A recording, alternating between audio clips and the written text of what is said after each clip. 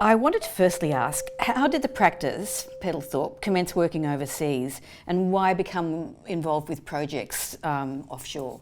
We were very fortunate in the 1990s having a very talented Chinese architect, also a shrewd business person. We thought it was a great opportunity to send him to China to pursue projects, and this was really 20 years before it became fashionable to do so. You've got 120 people working here in Australia, and you've got 350 in China and about 20 in Bangalore in India. What are the challenges? In our opinion, it's not to try and control the work from Australia.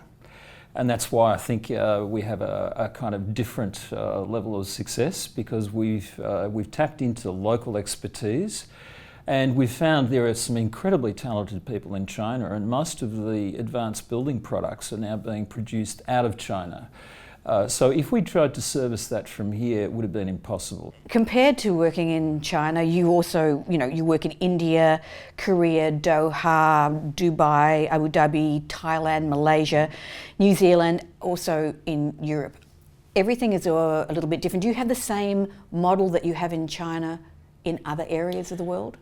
No, and dealing with getting projects built in India is a very different proposition. I mean, for example, we did 6 venues for the Commonwealth Games. There was a different local system of people looking after arrangements that we couldn't possibly enter into. So our attitude there was to find local people that would help us negotiate our way through.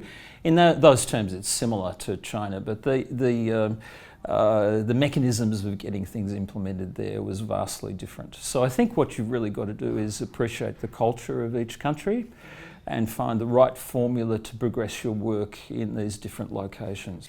What do you think, Peter, is the greatest challenge with so many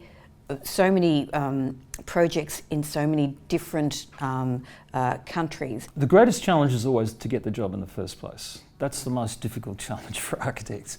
So once you've got the job, I suppose it really is to understand the potential quickly and put it in place and make sure that the complications of different locations don't destroy it along the way.